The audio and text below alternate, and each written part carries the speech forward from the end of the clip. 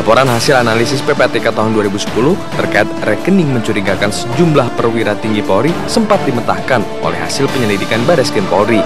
Namun, kini Komisi Pemberantasan Korupsi justru keluar dengan hasil penyelidikan yang berbeda.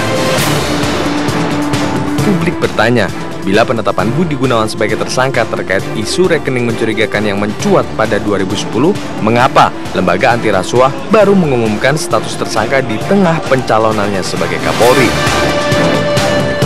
Lalu, mengapa pula KPK mendahulukan penetapan tersangka Budi Gunawan sebagai tersangka, sementara banyak kasus dugaan korupsi yang ditangani lebih dulu justru kini mangkrak?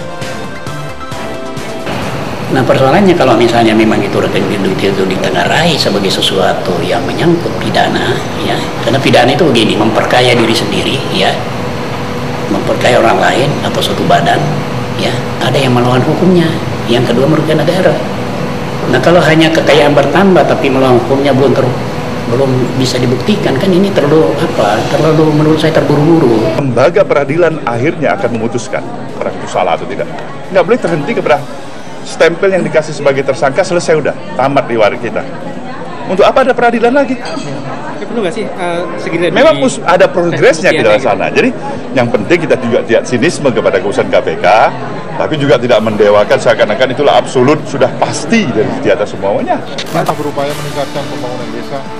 Dalam uji kelayakan dan kepatutan di DPR kemarin, Komjen Pol Budi Gunawan juga sempat mengungkapkan penetapan status tersangka oleh KPK mengandung kepentingan pihak-pihap tertentu. Tim Liputan, Metro TV. Patroli kelas A1. Ya, baik, kita akan lanjutkan kembali perbincangan kita pada pagi hari ini. Kalau tadi Bang Junimart sudah mengemukakan, Bang Neta, apa sebenarnya pertimbangan dari DPR untuk meloloskan Budi Gunawan. Bang Neta sendiri dari awal sudah memprediksi bahwa ini akan menjadi calon Kapolri yang baru seperti itu. Ya. Apa yang bisa membuat Bang Neta memprediksi bahwa ini, apa kualitas yang dilihat dari Budi Gunawan? Ya, sejak lama memang figur Budi Gunawan masuk dalam pemantauan Indonesia Police Watch, ya. Karena kita melihat Budi Gunawan ini satu dari sedikit jenderal polisi yang intelektual.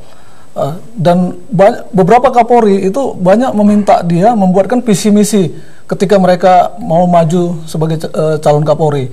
Kemudian banyak juga Kapolri-Kapolri sebelumnya yang meminta bantuan Budi Gunawan untuk melakukan lobby-lobby ke DPR, ke partai-partai politik, ke komponen-komponen masyarakat. Budi Gunawan sendiri di internal kepolisian itu bergaul sangat luas. Pergaulannya itu dari lapisan bawah sampai ke atas. Bukan sebagai anak buah. Misalnya Kompol, AKBP tidak diperlakukan dia sebagai anak buah, tapi sebagai teman, equal gitu. Ini yang menarik perhatian kita. Sebab itulah kita melihat Budi Gunawan sangat pantas menjadi Kapolri. Apalagi ketika Timur Pradopo akan diganti oleh Presiden waktu itu, Budi Gunawan masuk sebagai salah satu calon, dan waktu itu KPK tidak pernah mempersoalkan gitu, ya. Bahkan Budi Gunawan sempat juga melakukan pelaporan harta kekayaan ke KPK atas permintaan Kompolnas waktu itu, dan KPK tidak mempermasalahkannya saat itu, ya? Saat itu. Sebab itu ketika muncul gagasan mempercepat jabatan Pak Sutarman, Indonesia Police Watch melihat Budi Gunawan sebagai salah satu figur yang sangat pantas menjadi Kapolri menggantikan Sutarman. Kenapa? Karena dia dalam posisi yang senior.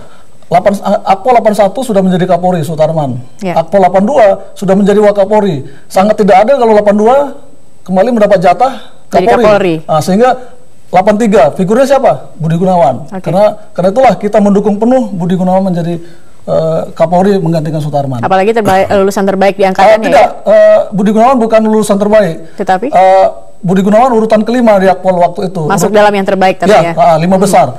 Gitu. Oke, baik. Tetapi kalau melihat sepanjang prestasi yang sudah dilakukan oleh Budi Gunawan di dalam kepolisian, apa yang menjadi catatan baik dari IPW? Jadi kalau kita lihat konsep-konsep yang dia buat itu mengarah kepada perbaikan kinerja, perbaikan sikap perilaku jajaran kepolisian. Tapi karena dia bukan memegang posisi yang menentukan, sehingga konsep-konsep itu kan bisa tidak dijalankan oleh Kapolri sebelum dia. Ketika di Bali dia menjadi Kapolda, dia menerapkan itu gitu. Kenapa kemudian selama dia di Bali relatif kondusif dan jajaran kepolisian di Bali itu happy gitu ya dengan konsep-konsep yang dia buat. Dan dia tidak tampil dengan pencitraan-pencitraan, karena kan ada juga petinggi Polri yang tampil dengan pencitraan, pakai pin, pakai apa, tapi kan nggak jelas juntrungannya gitu ya. Pakai Innova, sementara ada anaknya pakai mobil mewah, ya kan? Katanya rekeningnya cuma 500 juta gitu kan. Masa lebih besar rekening Ketua Indonesia Police Force ketimbang rekening jenderal gitu kan? Itu kan pencitraan yang sangat luar biasa. Nah, jadi karena itulah kesederhanaan ini kita melihat dia sangat pantas menjadi Kapolri. Kalaupun ada isu rekening gendut, tadi abang saya yang sebelah ini sudah menjelaskan bahwa itu sebenarnya sudah selesai di tahun 2010. PPATK tidak mempersoalkannya. Kenapa kemudian KPK melakukan kriminalisasi? Artinya IPW juga sebenarnya agak terkejut juga, Bang Neta ya, dengan adanya penetapan tersangka terhadap Komjen Polisi Budi Gunawan ini. Iya, sangat. Atau ini sudah diprediksi oleh IPW? Tidak, karena selama ini IPW yang paling rajin mengirimkan data-data dugaan korupsi di internal kepolisian. Kalau rekening gendut ini kan sebenarnya ada 3 tahap ya. Tahap pertama itu ketika dari Bakhtiar menjabat Kapolri, itu ada 17 perwira yang diduga punya rekening gendut. Kemudian tahap kedua ada 15, yang tahap Budi Gunawan ini ada 57. Itu kita laporkan semua ke KPK, kita desak KPK supaya memeriksa. Bahkan isu-isu mafia proyek, kemudian korupsi di kepolisian kita kasih ke KPK banyak sekali, tapi tidak satu pun yang mereka sidik gitu ya. Tapi kok tiba-tiba ketika Budi Gunawan mau menjadi Kapolri, mereka menetapkan ujuk-ujuk menetapkan Budi Gunawan menjadi tersangka, dan kita melihat ini sebagai sebuah penetapan yang cacat hukum. Sebab itu kita mengimbau masyarakat Indonesia melakukan perlawanan terhadap KPK. Artinya KPK tidak boleh sewenang-wenang, tidak boleh menjadi diktator, tidak boleh menjadi otoriter, dan tidak boleh melakukan kriminalisasi. Oke, kita sepakat KPK melakukan pemberantasan korupsi, tapi KPK jangan dibiarkan dikelola oleh orang-orang yang berjiwa diktator, sewenang-wenang, semaunya, semau gue. Ini harus kita lawan. Oke, artinya tetap semua harus berlandaskan hukum dan juga melihat apa bukti-buktinya, dan asas praduga tak bersalah juga tetap harus ditegakkan sebenarnya. Tetap harus ditegakkan, dan hukum itu ada proses. Misalnya ketika orang belum menjadi tersangka, saksi-saksi diperiksa dulu. Kita bayangkan aja, kita bandingkan dengan kasus Joko Susilo. Joko Susilo sebelum ditetapkan sebagai tersangka, saksi-saksi diperiksa. Bahkan Joko Susilo ditetapkan sebagai saksi dulu, baru kemudian diperiksa dulu oleh KPK. Diperiksa dipanggil sebagai saksi, kemudian baru ditetapkan jadi tersangka. Jadi tidak ada ujuk-ujuk. Apalagi di dalam tuduhan terhadap Budi Gunawan kan ada gratifikasi.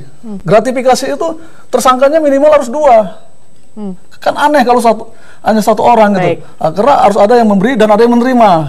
Itu. Ini jadi, juga yang harusnya menjadi pertanyaan. Ya, cacat hukum inilah. Banyak sekali cacat hukum yang bisa saya jelaskan sebenarnya, tapi mungkin karena waktu ya. Jadi cacat hukum yang dilakukan KPK terhadap Budi Gunawan, tuduhan tersangka tadi, ini harus dilawan baik oleh Presiden sebagai orang yang menjagokan Budi Gunawan, harus melakukan perlawanan hukum terhadap KPK. Oke, baik. Nanti kita akan lanjutkan kembali. Kita harus jeda dulu, Bang Neta, dan juga pemirsa. Tentunya kita ada satu pertanyaan besar. Hingga saat ini Joko Widodo belum memberikan statement apapun. Tapi apakah Presiden ini wajib untuk melantik Kapolri ini? Nanti kita akan membahasnya sesaat lagi. Tetap bersama kami di Bincang Pagi.